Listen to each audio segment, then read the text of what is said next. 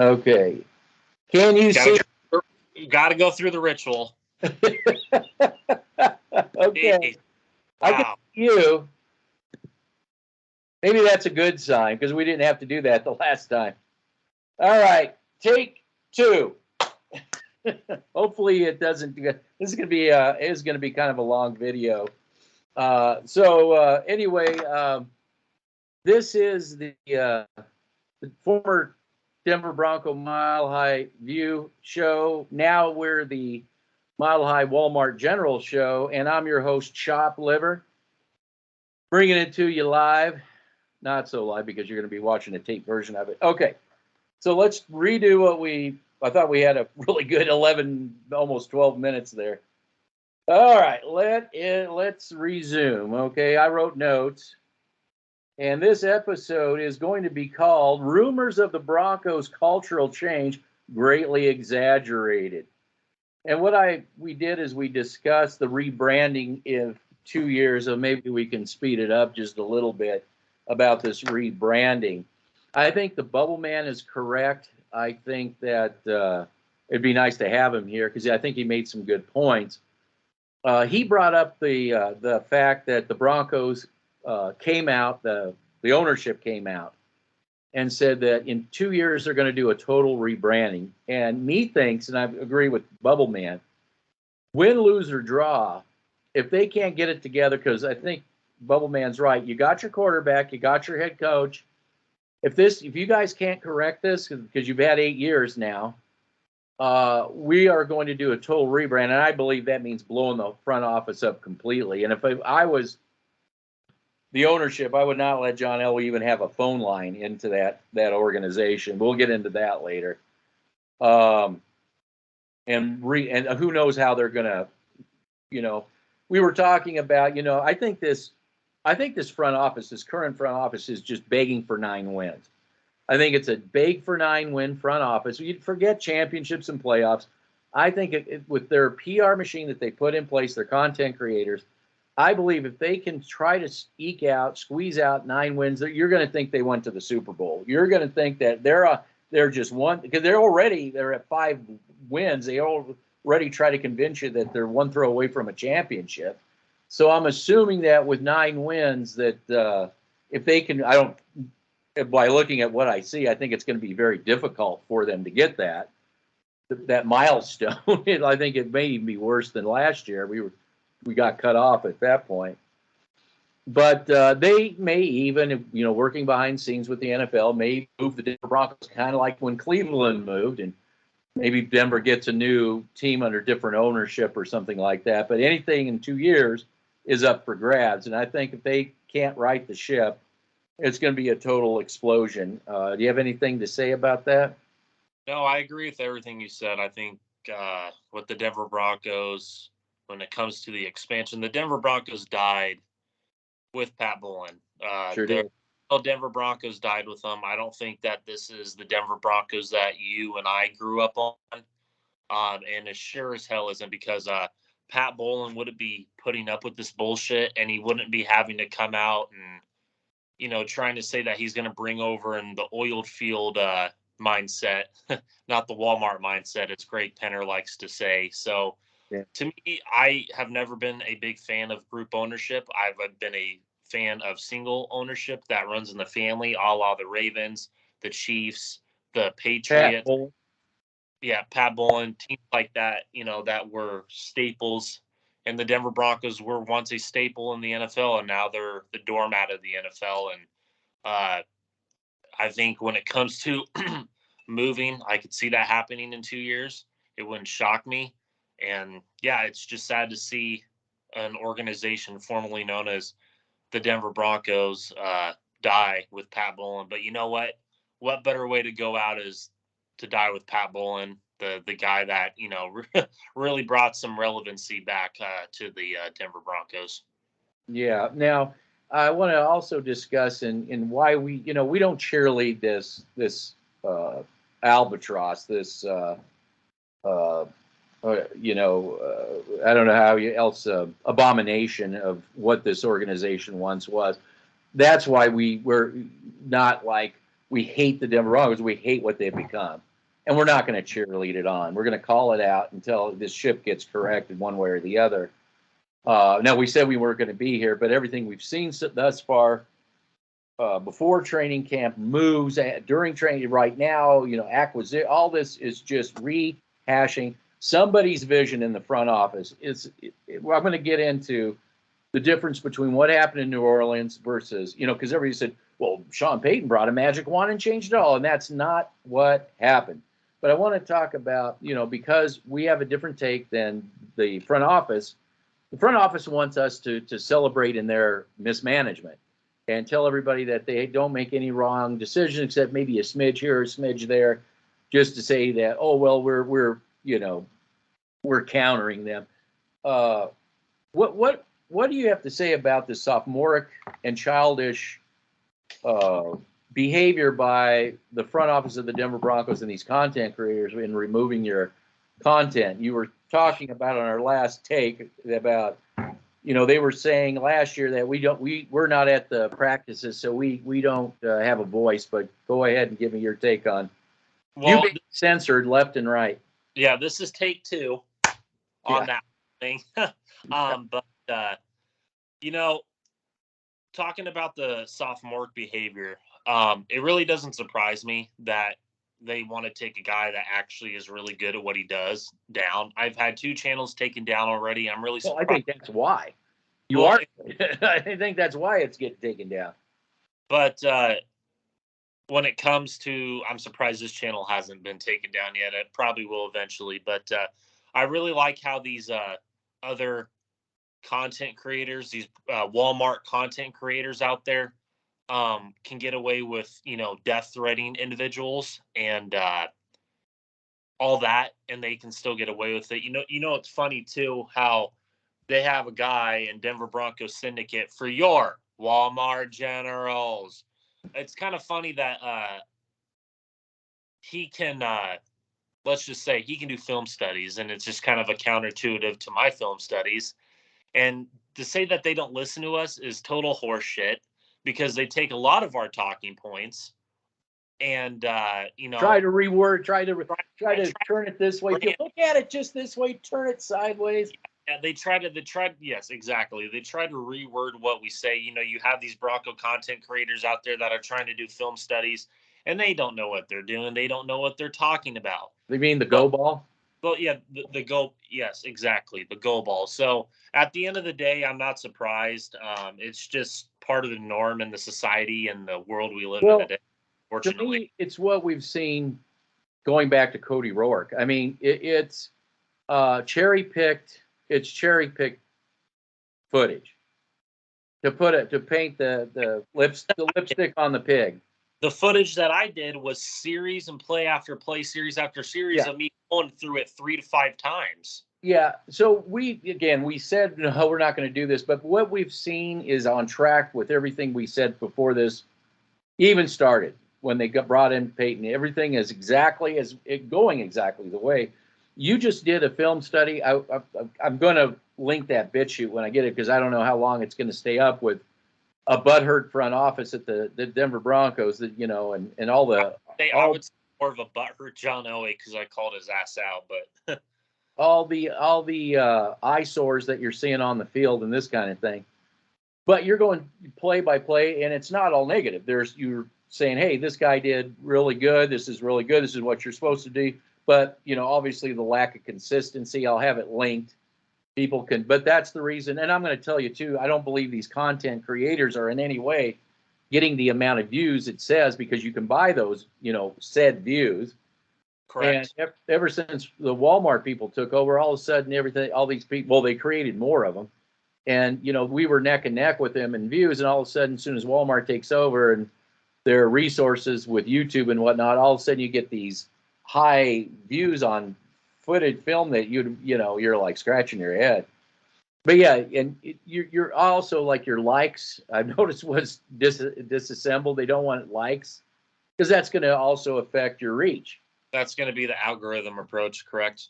Yeah. So, I'm just saying that with all the King's horses and all the King's men and the PR machine that they put out, what happened after the Cardinals game? The Twitter exploded with actual Bronco fans saying this team is this NFL team they're the Rockies of the NFL. I mean, even my wife, who doesn't even follow the Broncos, could care less about it. Said, "What the hell's going on with that team?" And I'm like, too complicated to even talk about. Just they're just trying to do the same thing over and over again. So, anything else you want to say about that? Nope. All right, now I want to get, we're at the 10-minute mark. I guess we kind of condensed that a little bit. I want to talk about something that is total misinformation being put out by Broncos content creators, and that is this idea, and this was sold to the ownership, this concept. We're bringing in Sean Payton. He's a proven winner because he by himself turned the Saints around. That's total misinformation. And again, if you come to this channel thinking that we are like the content creators, they're going to blow smoke up your hind end and tell you that the front office just, they make all these great moves and just a smidget here that they need to improve on, a smidget there. We're not them. We break film down, and I'm going to link the film you just did. And I always said this too in the last take we said about the preseason game one.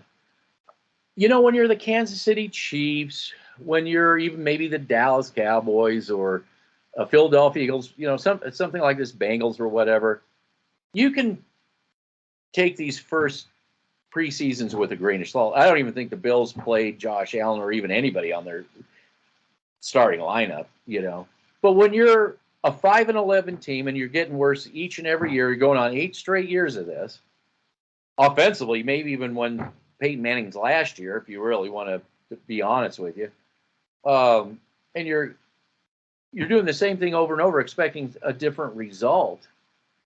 These preseason games actually say a lot because, and it's same with Arizona, they're kind of in the same boat. They're in a different position with evaluation. It's like if they were a team that was doing 9 wins constantly, then maybe we could say, well, it's just the first preseason. We could use that narrative, but you can't do it here. You got to look at what we've been seeing during each regular season. I'm already seeing it with this preseason game.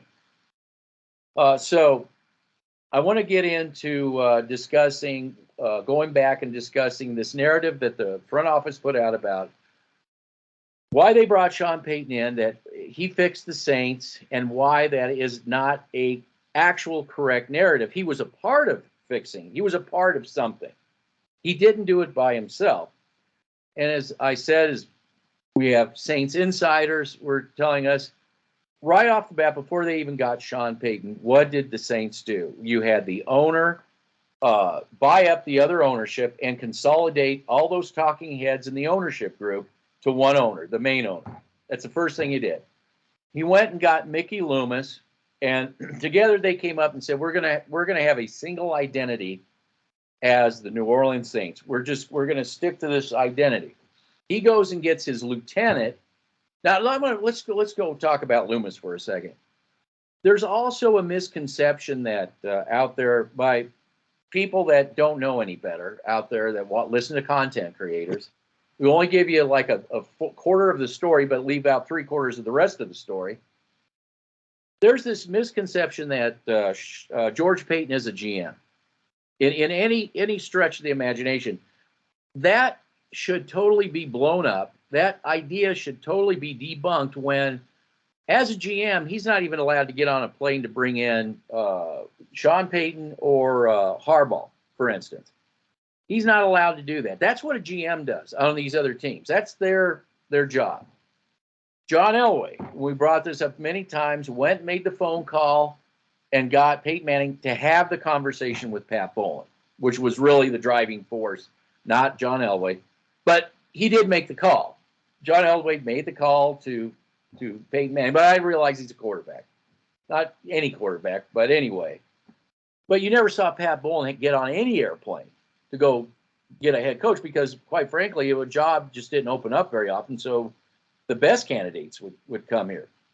Now things have changed, and this is why we are not happy about what we're seeing, that the owner, you can't have a GM do his job because you don't really have a GM GM. You have a paper doll, a dress up, playing dress up as a GM, playing the part of GM, just as a front guy. But we know who the real GM is now, Penner. He's the real GM. So they didn't do that. You didn't have the owner playing GM in the Saints, is what I'm getting at.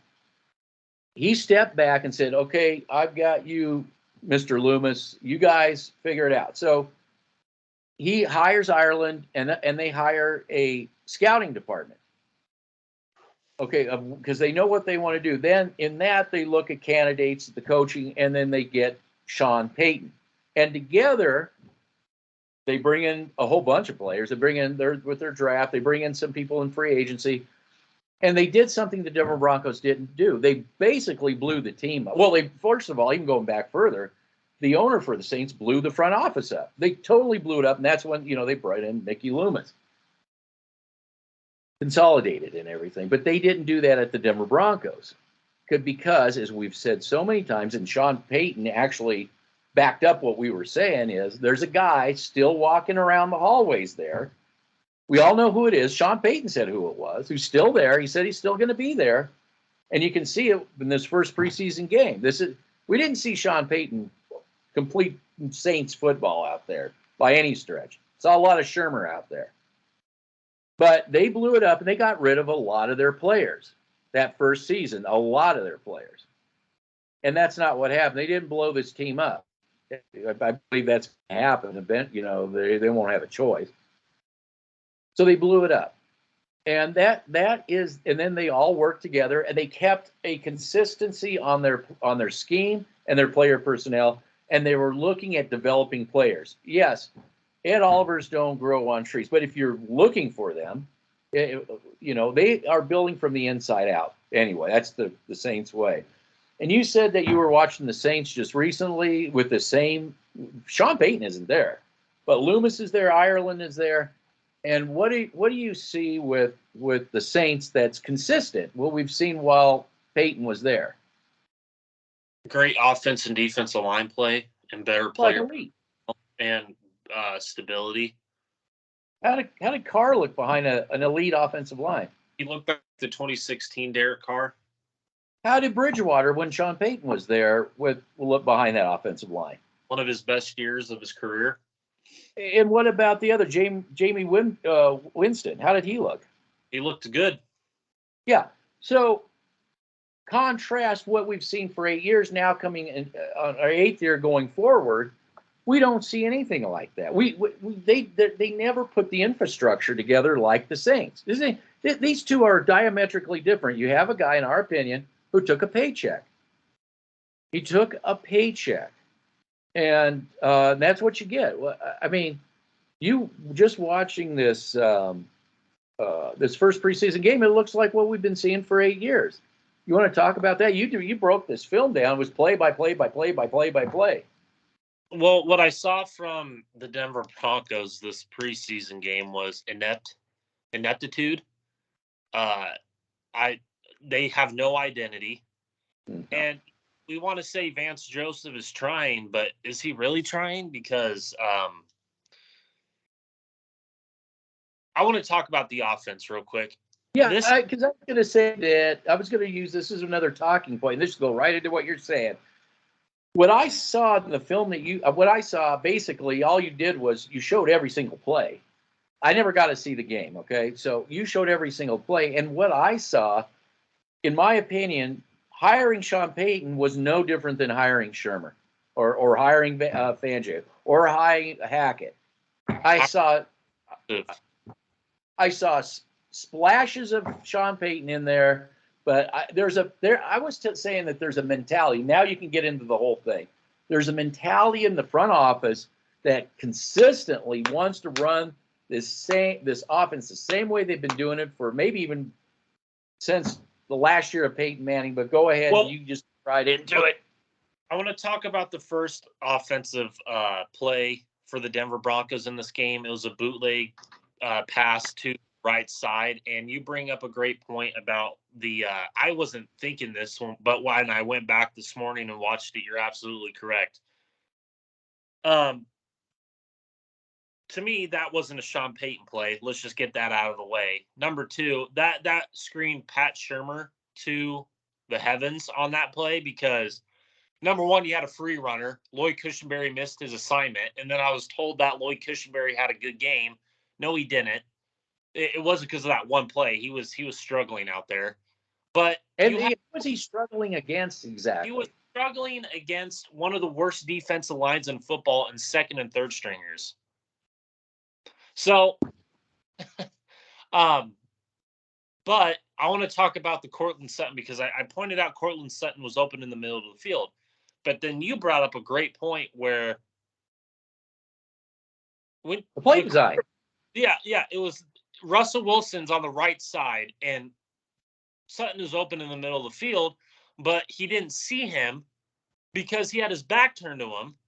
It just again, it's the stupidity when it comes to certain play calls is just like I don't understand why they're running it. Saw that exact same play run by Shurmur. I know it's so bad. I don't know. I cannot tell you how many free runners I saw in this game. Again, they don't know how to block free runners. It's still an issue. I don't know why. You have when they get past the 50-yard line. This is another issue I have with it. When they get past the 50-yard line, I have 4 plays in a row where I go off on this offense. They passed it. You have one play to Courtland Sutton where he tries to go for a home run ball when he has, who was it, Marquez Callaway running free that would have gave him a first Callaway down. Open it a lot. And then I show, it wasn't just that. I showed also the predetermination for Russell Wilson because he's a one-read quarterback where he's clearly staring down the receiver he's going to go to because he's predetermined during the play. You can see it. I pointed out where before the ball was snapped, he's looking right at Courtland Sutton the whole time. He isn't looking at anybody else. He snaps it and just looking at him like this. He's not surveying the field. And to me, that was one of the concerns that we had going into the season where he's not as Teddy Bridgewater. He's not a Drew Brees. He's not even Jameis Winston when he's in the Sean Payton offense when it comes to surveying the field, getting the ball out quick. And what happened when he got the ball out quick? They had success. What happened when they ran the ball? They had success. What happened when they got past the 50? They did the Shurmur shit. They did the 20-plus yard throws, 4 to 5. I call it the guy up in the front office shit. Somebody up there wants that. Yeah, somebody up there. And I also pointed this out too. This is where I'm going to go off on this whole entire organization because this organization needs to be called out right now. You're making excuses for Russell Wilson about this offensive line. Where were you with Locke, with Bridgewater, with Case Keenum, with Joe Flacco, with Simeon and Lynch, and Peyton Manning when they were getting stretched off the field? Yeah. And what have we been doing for 8 years? All we've been doing is talking about this offensive line. Oh, it's good enough. It's good enough. It's good enough. It's good enough. It's good enough. It's good enough. Well, we know that, you know that, and I know that Russell Wilson is a dead man walking. Me and you both know it. They're going to turn on him. It's only a matter of time. It's only, and I just want to say something too about what we're talking about. This isn't about a first preseason game, okay? What we're doing is an overview. Last year, we heard that same exact sentiment last year when we faced the Bills. Okay, so what I'm getting at is that what we're seeing is what we've seen during the regular season going on now for 8 years. There's a mentality up in the front office, okay? We're looking at this from 30,000. He did a detailed, open the engine, look, take each part apart. He did that, but I'm just saying what we're doing with that. We were taking a 30,000-foot approach to this of what we've seen for the last 8 years, that somebody up in the front office tells these coaches, whether it's Fangio, whether it's Sean Payton, whether it's the guy that went to the Jets, whether it's Vance Joseph, this is what you're going to do. This is what you're going to do. You're going to abandon the run at the 50-yard line, and you're going to start playing Shurmur ball. that we call it Shermer ball because Shermer's kind of an Eric Coryell type of a system, which the Broncos had no business running because they didn't have, they don't even have, and I want to segue into why did you hire Sean Payton, honestly? You don't have the personnel to run his system, okay? You're not letting him run a system, which I think is affecting the offensive line. Personally, that's my opinion. Powers looks like he has regressed like the guy, like Dalton Reisner. He's regressing. Go ahead. I just want to continue with that sentiment. Where was Mike McGlinchey? Where was he? You paid all that money to be in, again, what did we say? Hot tub in the fucking hot tub. And where the hell was Frank Clark? Where was Marvin Mims? You know what I'm hearing now? Frank Clark's trying to recruit Chris Jones to Denver. This isn't the Chiefs. I mean, how is our rookie class? I got to time you out. That's comical right there. Why? And you know the answer. Why on earth is Frank Clark begging Chris Jones to come here? Why is he begging? I'm sure somebody in the front office made him a better player. We all know that. Now I understand they don't grow on trees, him, Ed Oliver, these kind of guys, but there's never been. Exactly. They've never addressed that position since they got rid of Malik Jackson. Never, ever. No. And you know what? Where was this great rookie? I just want to continue to talk about the game before we go into. Where was Marvin Mims, this Tyreek Hill-esque player? Where? Oh my God, Drew Sanders. He looked like a. Oh my God. What do we say? Again, they're going to ruin this guy. They're going to ruin him. They're probably going to put him on the edge just like they did Browning. It wouldn't shock me one bit. And then again, what you could go look at my YouTube channel. It's still up there, thank God. The film breakdown on Drew Sanders playing off ball at Arkansas when this guy never played inside Mike linebacker in college. He's now playing. Wait. Well, playing go ball in Arkansas? Was he playing go ball in Arkansas? All right, let's calm down for your Walmart generals. Let's calm down there. You have J.L. Skinner. You have Delaney Turner-Yell looking like dog shit out there. You have J.L. Skinner. Oh, the next Cam Chancellor. He looked like shit. And you know what's even funny, too? I had people that laughed at my face about the Matt Hennessy pick. The Matt Hennessy pick. Ha, ha, ha, ha, ha, ha. You can laugh at my face all you want. But he looked better than Zach Allen did out there. He looked good. Zach Allen did. What he was going against, but yeah, he did look good. Oh, yeah, that too. But I'm just talking about in terms of consistency and performance. I'm gonna take that. Yes, he did. Was having a very consistent game. They didn't like mentioning him either. No, they didn't. They refused to mention him. I got laughed at by a mile ahead on Preacher Man Sports that never watched film. But anyway.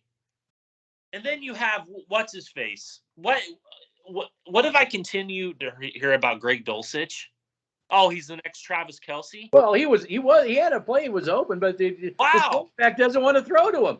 But they're not consistent. Nick Burrito had 2 good plays, and then he was a shell of himself. Randy Gregory was going against a rookie right tackle, and he was getting his lunch eaten by fucking Paris Johnson. Oh man. And you did a film. I think you did a film study on Paris Johnson. I did. Yeah. Said we need a guy like this. No. You spend money. See, when you're a Walmart general owner, you just throw money. You don't forget about throwing money in the right place. Just throw. Garrett Bowles. Everybody wants to. Everybody wants to shit on Garrett Bowles, and he sucks. We've been saying it since he's been drafted. You passed on Ryan Ramczyk for Garrett Bowles, so now what do Loomis and the Saints know, huh? What do they know? They don't know anything. He is Ryan Ramczyk is a top 5 right tackle, an all-pro caliber right tackle. His peers voted to the Pro Bowl. The Pro Bowl bowler. Yeah, your peers respect you. Yeah, he looked great I against care the about team. all pro. Well, I know. I'm talking about consistency. I'm talking about consistency, what he's done since he's been in the league. He's been consistent at being great. That's number one. Number two, Garrett Bowles was trying to fucking audition for the UFC this past week. I mean, he was clotheslining people yet again. Well, I'm going to get into that just really quick. You brought up a great point about his leg injury. Well, I talked about it. I said you're going to have to watch out. I mean, he's bad to begin with, and now he's coming back off a major injury. But I don't think he's going to be able to recover. I don't. I think he's washed, in my opinion. Well, I mean, game one, he's going to be getting hit at full speed. Now, I wanted to say that I like Zaven Collins. I wanted to get Zaven, but we don't have any direction on this Walmart team here. And I just was beside myself when I saw that they were using Zaven Collins on the edge. It's not really what he is. You know, I'd like to see him go up the middle, but he's really a coverage guy. I mean, Zaven Collins is a guy you want to go up against these top tight ends. You wanted to develop him to do that because that's the kind of guy he is. He's a coverage linebacker. And I know that's Bronco content creators and fans and whatnot. They're not quite sure what coverage linebacker is in this day and age of coveted coverage linebacking football. But with that said, he went up against Garrett Bowles. He's a linebacker. He's out of position on top of it, being put on the edge. And he made Garrett Bowles look like a rookie, like a first year, third string, hope to make the team rookie. And Zaven Collins shouldn't even be there. And they put him there up against our so-called number one Elway's pick. Let's not. Who's got chance after chance after chance for how? And then excuse after excuse after he had one mediocre year that oh my God, he's a Pro Bowler, you know, because it was a COVID year, and you know you have to understand they weren't calling as many holding penalties at that time. He was playing better though. He was playing. Yeah, but who was the O-line coach during that time? Munchak. Exactly. My point exactly. And also, you brought up the great point about Zaven Collins coming off the edge. I just want to circle back to this culture thing, then we can move on to the next topic. Oh, yeah, culture. Oh, this is going to be even better. How in the hell do you spell a player's name wrong on the back of a jersey? You're talking about culture change, right? You can't even spell a running back's name correctly on their jersey. And then that running back goes on Twitter or X, whatever it's called. They go on there and fucking just blast saying, why is my name spelled incorrectly? Even 9 News was saying that shit. That's the culture that you're talking about, man. That's not culture, ladies and gentlemen. That's ineptitude. Well, what do they do when I don't know who it was? They got another player that went down. What do? They go out and get another receiver, and clearly they need some help on the offensive line. They need depth at middle linebacker. Instead, they go get a receiver, and the receivers that they pick up still suck. So what we're basically getting at is this is a repeated, it's wash, rinse, repeat. And people are like, oh, we knew you'd be back. But this is why we don't. It's just like, why even bother? And at least you got the Nebraska situation going on where you can actually see an evolution to start to occur. An evolution that the front office was blown up. Somebody was brought in with a single vision of what, and then we were going to start building around that vision and not get people out of position, throwing money and, begging Chris Jones. Yeah, I'm sure you are going to beg Chris Jones. Now, they have hit some Robins on the interior D-line, but those guys need an upper echelon guy that should have been brought in and developed. And that kind of segues us to how do you build these flagship organizations? Obviously, the Walmart or the corporate doesn't know how to do it. They think it's the MLB or the NBA where you just pay off ringers. I mean, we've been saying this for 8 years. How do you do it? You have to have a draft and develop mindset to begin with. You have to have one system you're working on and you stick to it. You can't think that you're a 5 and whatever team and you're one throw away from championships. You can't just keep being like Al Davis grabbing receivers and think that's an edges and whatever, and that's going to be the end all be all to your organization in the long run, in the long haul. People are getting injured on all teams, and the teams that do fare the best are those teams that have kept that approach and are drafting and developing.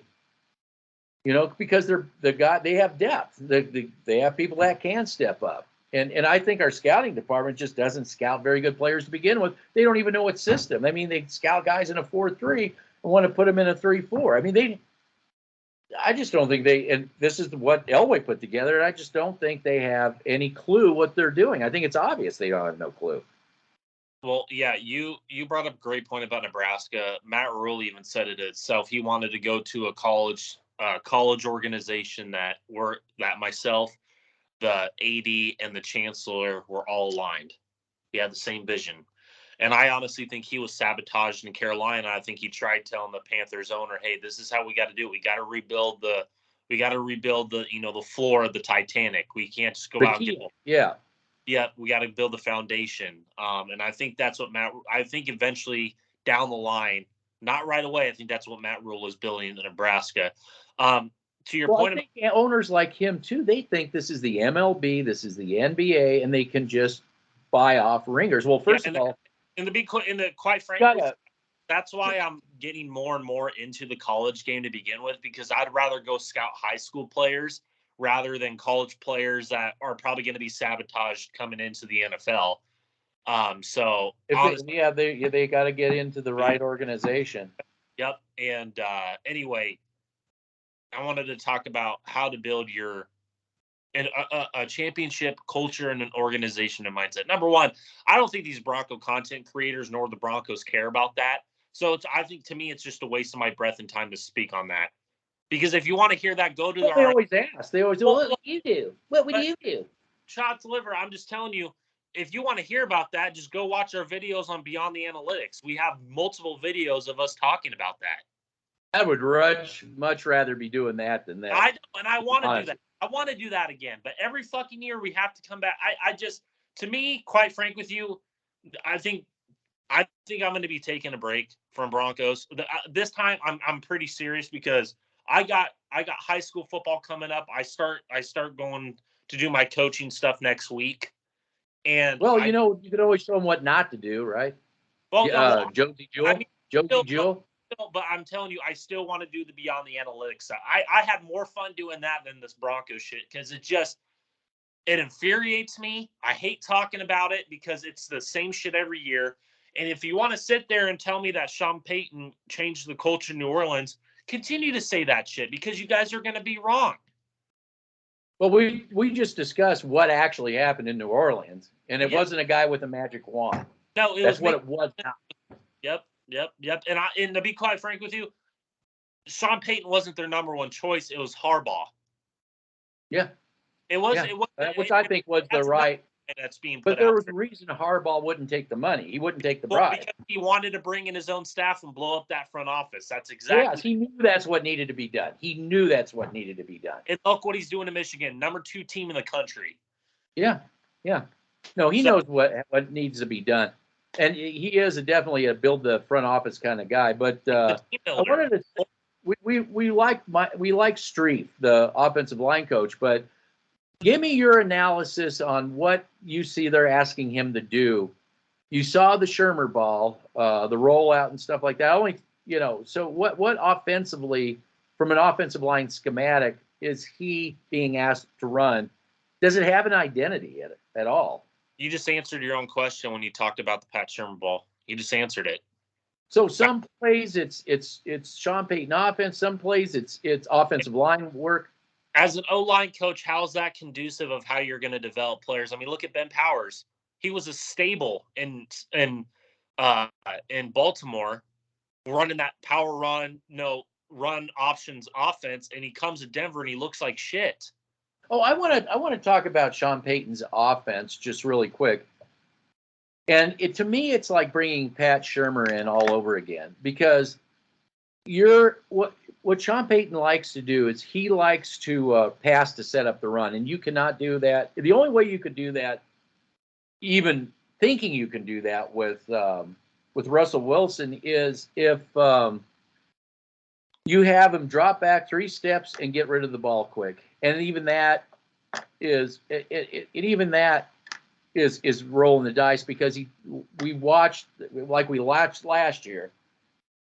Watch him do the same thing, staring down missing receivers.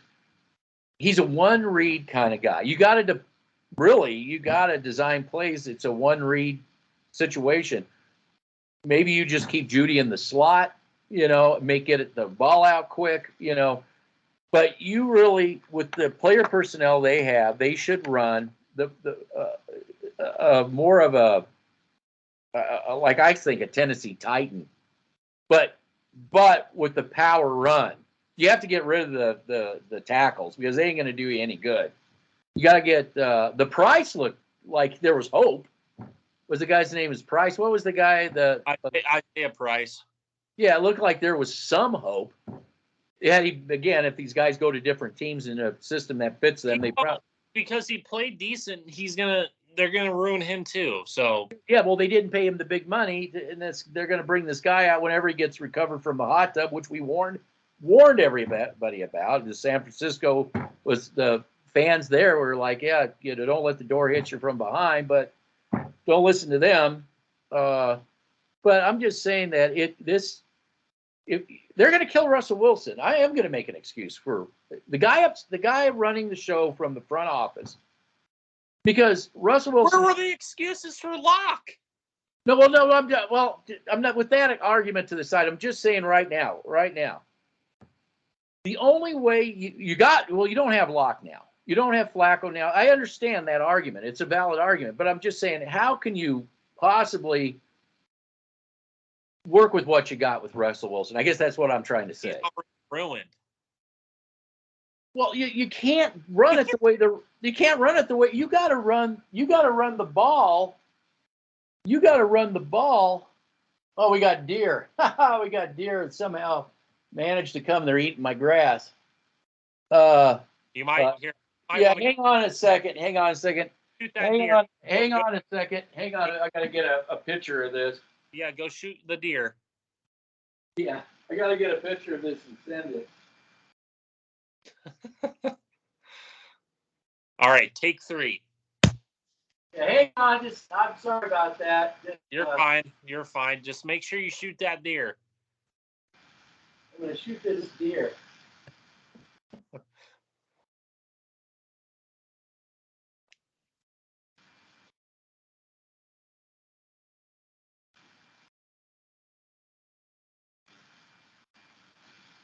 I had to send that to the wife. All right. Take 4. There's a movie called Deer Hunter. Anyway, so you got you might as well shoot deer. I mean, as opposed to talking about this team. I mean, give me a break. You got to run the football with Russell Wilson. You set it on your video. You run, and then you get that quick pass, that quick dart pass out. Hopefully he sees the person. But it's just, what happened is they bring Frank Clark in thinking he didn't play. Well, I'm talking about the coach that went to the Jets, Nathaniel Hackett. He's playing the role of Nathaniel Hackett. Hackett's supposed to bring in Aaron Rodgers. Didn't happen, and Frank Clark is not going to get Chris Jones. His buddy Chris Jones. It's just not going to happen. I can guarantee you. They can put it on their Christmas wish list all they want, but it ain't going to happen. Now they want the interior, right? Now they're talking interior, right? Now. Because they can't develop a guy. They can't draft and develop a guy to be the next Chris Jones. No. Well, we're going to try to make another splash move somewhere. And, this goes back to what we were saying about them taking your videos down, them lashing out at us and lashing out at other teams. What was the Cardinal fans doing? to Bronco fans, Cardinal fans. They were making fun of them. Yeah, because every team, and watching the Raiders, they look like they're gearing up for week 1 to me. Oh my God, yes. Yeah. They look like they're gearing up for week 1 in my book. And you know what? The Broncos are going to play a struggling San Francisco team, and who knows? They'll probably be convinced that the ship is being righted, because I don't have any. What I was watching was San Francisco. Wasn't having any much faith, but they are going to bring in they're going to get some of their people on the IR in, I guess. Go ahead. I'm telling you right now, we played a worse team in the Cardinals, and we're playing the 49ers. I understand you're not high on them, but their player personnel far exceeds the Cardinals right now. I hope so. Oh, dude, I trust that. I know you're not a Shanahan guy, and I'm starting to agree with you, but I still trust Adam Peters. I still trust him. I mean, player personnel wise. Oh yeah, and that's what I'm talking about. This game, I think this game that you're going to see this weekend is be player personnel centric. Totally. You don't think that Shanahan and you don't think that Lynch and you don't think that Peters want to fucking come out and kick the Broncos' ass? Oh, of course they do. Oh yeah. So no, they're going to beat the Niners. I'm going to tell you this right now: if that offensive line looks like the Cardinals' offensive line, the Broncos are going to have their hands full come week 1. When they play the Raiders defensive up front, because, man, they were just shredding their starters for the 49ers, just shredding them. And like again, not go against Max Crosby's. All right. You guys wanted this. So it's coming. It's front office. It's coming. You can put your PR machine out there, but it's coming. It is. Every team in the NFL wants to kick your ass. Because you run your mouth.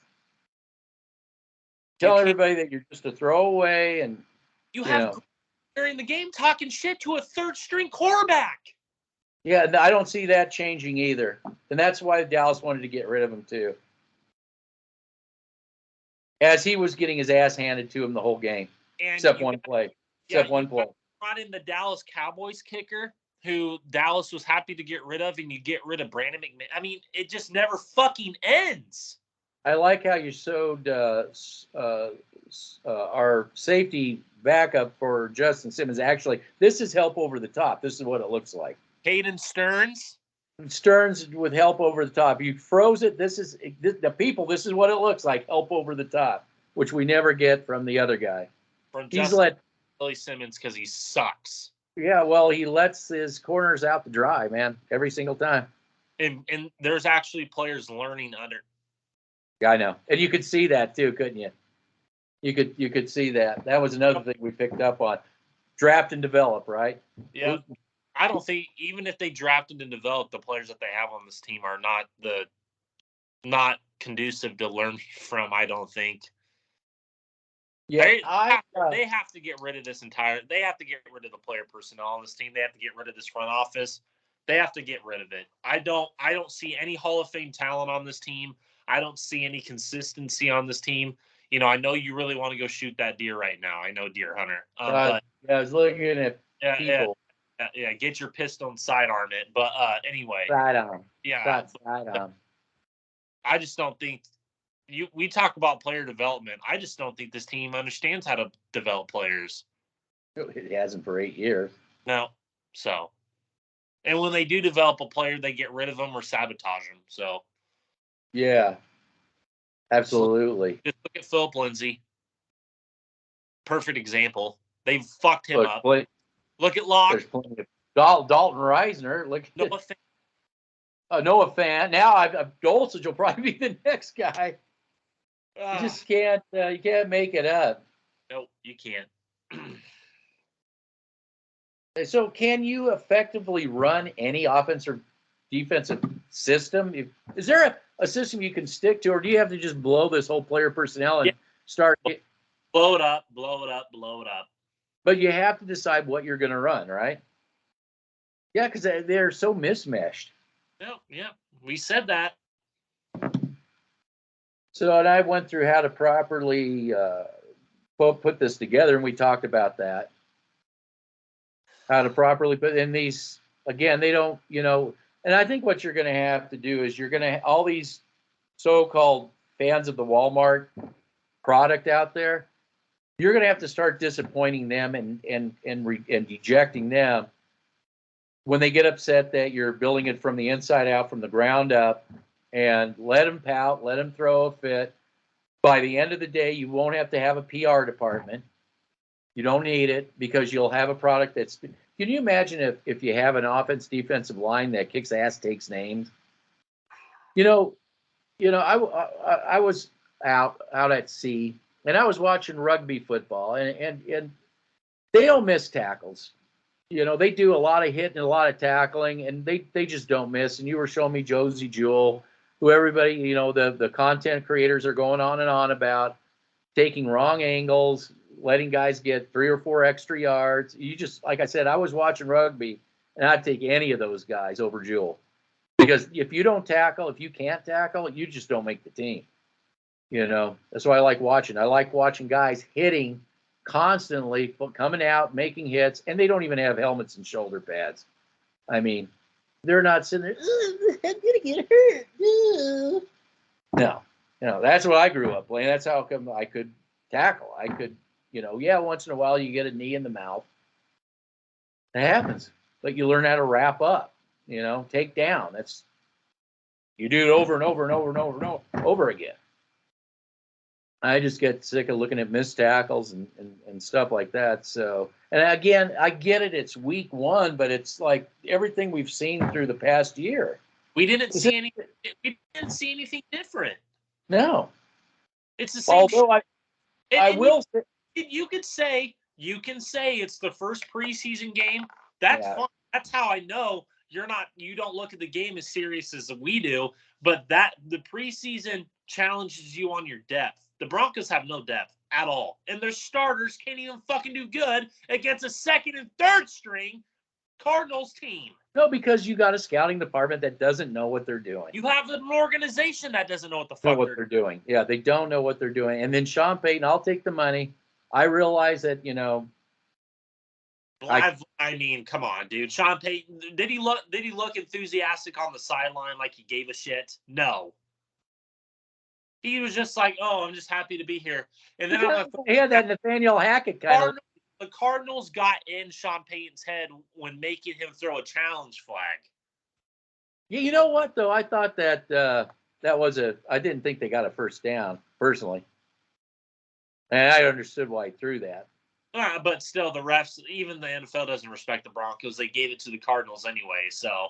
Well, I don't know. They Bowles was putting people in headlocks. They didn't call it. Yeah, he was doing his best UFC tryout to face John Jones. So they had to give the Cardinals something. I guarantee you there's a video out there, Cardinals fans furious at Garrett Bowles is clotheslining and putting people in headlocks. Yeah, well, we saw the teams putting out video about that, saying, "How you got to start calling this stuff." Well, that's why your peers don't select you to Pro Bowls. Granted, he was out last year, but I mean, honestly, did we really miss? Yeah, exactly. Did you really miss him? No. I didn't miss him. You sure as hell didn't miss him, and it looked like the Broncos didn't miss him at all. And by the way, how Nathaniel Hackett looking in New York? Well, it looks better than what Sean Payton's got to work with. Machine, all the player personnel fits. They got a running back in free agency. They just Dalvin Cook, who fits the system, and then didn't want to come here. Didn't want to come here. Yeah, exactly. And then you have Hard Knocks. The Jets are in Hard Knocks, and they can. And I watched episode 2. They're still talking shit about the Broncos. If you do not think that they have that game circled on the schedule, woo! You have another thing coming. I would be so happy if Rodgers and Hackett both turn to the press box where Elway's at in this ownership group. I would say the Elway in the front office, and they showed on that billboard, that $1 million billboard, that $1 billion billboard that they invested in, and they flip them off. That would be great. I would love that. Like a Jake Plummer, Peyton Manning flip up. Yeah. Flip them off. Flip them off, Rodgers and Hackett. Flip them off. They deserve it. You think they're the only team that has this game circle? You think the Raiders aren't gearing up for week I'm just one? talking specifically. I'm just talking specifically. And you know what? I don't think the Chiefs are going to take it easy on them. Are you kidding me? No. Yeah. No way. Yeah, I don't want any team to take I it can easy. see the Texans beating us. Yes. Yes. If the Texans stick to what they do. And to be honest with you, my sleeper team is the Saints. Yeah, yeah, I'd like to see that too. I'd like to see the Saints play the Broncos. That'd be wonderful. It would be a whooping by the Saints. Correct. You know, to me, you just talked about. To me, Peyton looks like Fangio. He looks like Hackett. He looks like Fangio. He looks like all that out there. You know, you can't pass to set up the run with Russell Wilson. So how long does Russell Wilson have before they throw him under the bus? What's that? How long does Russell Wilson have before they throw him under the bus? By the end of the year. Yeah, I think before the end of the year. Middle of the year. I think he's going to get carted off. I do too, and I think my big prediction is Sean Payton retires this year or next year. Yeah. I think he walks away from this. And then they do that total rebrand. I hope. I mean, whatever. If that's what you want to do, then they got to blow it up. I mean, they will have no choice. Well, I mean, even if they blow it up, are they still going to do it right? I'm still going to. Well, no, that's yet to be seen. But I'm just saying, if I would say anything to the Walmart, I would make sure that anybody that has a connection to anybody in the current front office, anybody, even LA, especially that you cut the phone lines. You don't let them into the building. You bring in completely different people with the Matt Rule type of mindset of or the Kansas City Andy Reid mindset of building it. Baltimore, Detroit. Yep, building it from the inside out, ground up, and you stick to your identity. You don't go and grab players from other systems thinking that that's going to be the magic wand. It's just this here, it's just that there. And I will say this though, they didn't have Russell Wilson do a bootleg out of the pocket, except for that one play, right? The one play they had him do that. After that, he was dropping back. It looked like they didn't want to do that. Well, yes, but in terms, I mean, again, I don't know why you would do it in the first place, but exactly that's what I'm saying. You can't do that. I only think the reason why is because somebody upstairs wants to see that. There's somebody outside of Sean Payton that wants to see that, and it ain't George Payton. Yeah, it ain't George Payton. And we're not conspiracy theory. How are we conspiracy theorists calling that out when you have the coach of the Denver Broncos and Sean Payton basically spilling the beans next to George Payton? It's exactly the same thing. He's still here. He's still walking around. Still has an office. Yeah, we're not. It goes more. He says, "I can't wait to get all this advice from him." Yeah. And then the day one of the draft, there's a video of Sean Payton smoking a bong. Yeah, because he dared to come out and actually expose what's really going on in this organization. Is George Payton really a GM? No. I mean, you're on crack. I haven't heard from him in months. So again, he's just a puppet. He's just a puppet. Yeah. Well, they'll roll him out to blame him. He'll get the blame. I mean, he's already getting blamed. I just want to say this. If he was not allowed to even talk to a head coach to bring him here, do you honestly think he brokered the deal to bring in Russell Wilson? No. You think he was allowed to talk to the Seattle Seahawks? All he did is, we're going to put your name to this. You know, you keep your mouth shut. You just nod and say yes. Yep. That was Elway and it was Ellis that did in desperation because they could not get Aaron Rodgers. They had to get somebody to prove because they knew new ownership was coming in. And they had to save their ass by saying, "Look, we got a court. We just get a coach, because they knew Hackett was just there to get Aaron Rodgers, so he was expendable, and and I think Hackett was fine with it, But when Sean Payton comes out on behalf of the front office and starts running his mouth, and that was not the right thing to do. And after saying that, we're going to keep a low profile, keep our heads down. Then he totally went against all that. Oh, yeah, because he's full of shit. Yeah, well, he took the bribe. Well, I mean, yes, he took the bribe. So again, yeah. Took the bribe.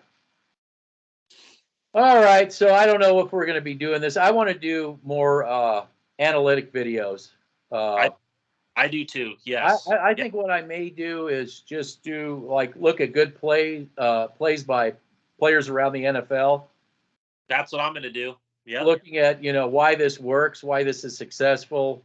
I You know, think here's I think I'm going to do probably today. Later on tonight, I'm going to probably do a film breakdown on the Saints offensive line against the Chiefs. yeah. And I'm going to mention, I'm going to take bits and pieces from the Broncos game, and I'm going to do good O-line versus bad O-line, and how just talk about the conduciveness of. Well, hell, you might as well throw the 49ers in there too. That means Well, that too, yes. you should do that because they look like crap. Yeah, they look like dog shit. They Yeah. do. They look like total garbage. So All right. I'm just wondering if we're going to get another toilet bowl, game out there. Probably this weekend. Yeah. So we'll see. Alrighty. Take care. Anything else you have? Nope, that's it. All right, we made it through with even a deer shot. Yep. All right. All right. Take care. All right. Bye. Bye.